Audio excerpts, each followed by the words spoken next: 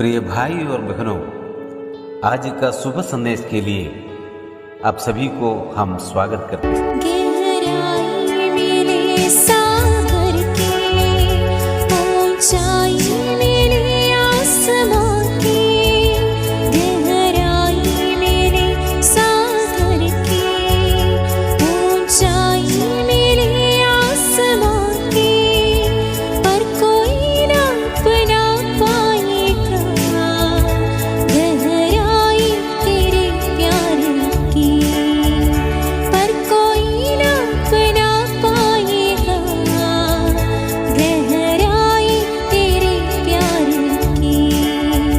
तू प्यार का सागर, सागर दया का तू है।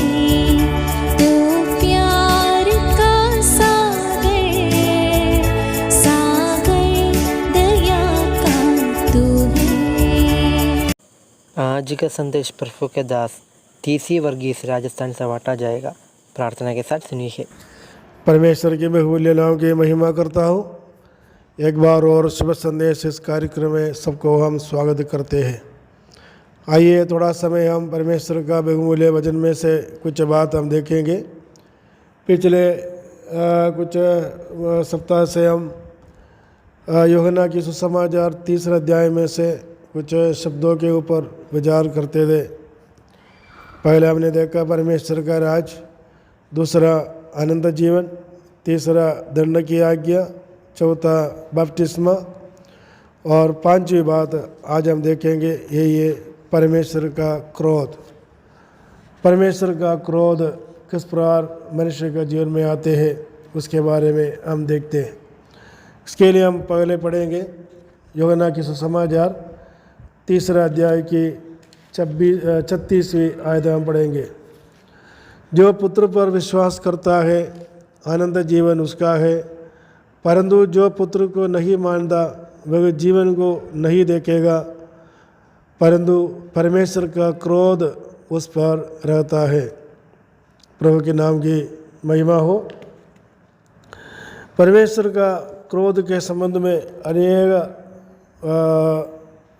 वचन बाइबल के अंदर हम देखते हैं। परमेश्वर का क्रोध क्यों मनुष्य के जीवन में आते हैं। बाइबल शुरू से लेके जब हम पढ़ता है तो पुराना नियमों के अंदर काफ़ी जगह में हम देखता था कि परमेश्वर मनुष्य के ऊपर क्रोध किया था। और उत्पत्ति से लेके प्रकाशित वाक्य की पुस्तकों के अंदर भी हम परमेश्वर का क्रोध के बारे में देखते हैं। परमेश्वर क्यों क्रोध करते हैं?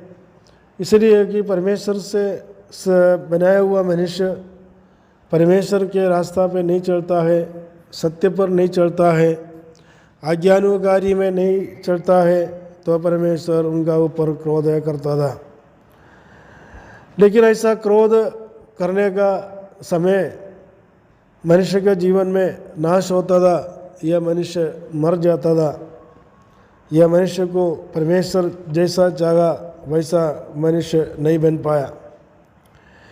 इस अवस्था में मनुष्य को बचाने के लिए प्रभु यीशु मसीह इस संसार में आया था।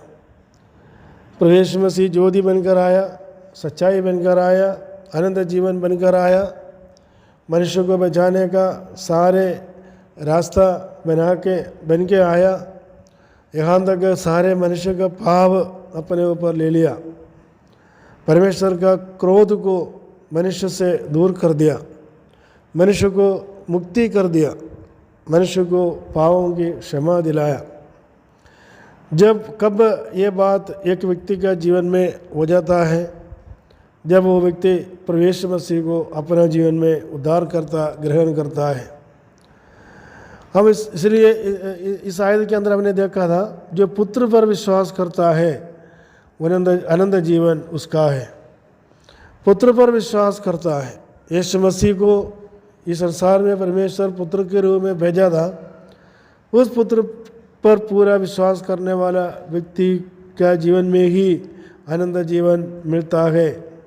यदि वो पुत्र को नहीं देख सकता या जो कोई पुत्र पर विश्वास नहीं करता है वह नाश होता है और परंतु नाश होता है और साथ साथ में परमेश्वर का क्रोध भी उनका ऊपर आता है, ऐसा हम बाइबल में से समझते हैं। क्या है परमेश्वर का क्रोध? हम देखते हैं कि इब्रानियों की पत्री 3 अध्याय की 18वें आयत के अंदर हम देखते हैं, इब्रानियों की पत्री 3 अध्याय की 15वें आयत के अंदर, जैसा कहा जाता है यदि आज तुम उसका शब्द सुनो तो अपने मनों को कठोर ना करो जैसा कि क्रोध दिलाने का समय किया था। और इस 12 से जब 19 आयत तक जब पढ़ता है वहाँ हम देखते हैं कि परमेश्वर मनुष्य के ऊपर क्रोध किस प्रकार करते हैं और परमेश्वर का क्रोध मनुष्य के ऊपर क्यों करता है, इस विषय के ऊपर लिखा हुआ है।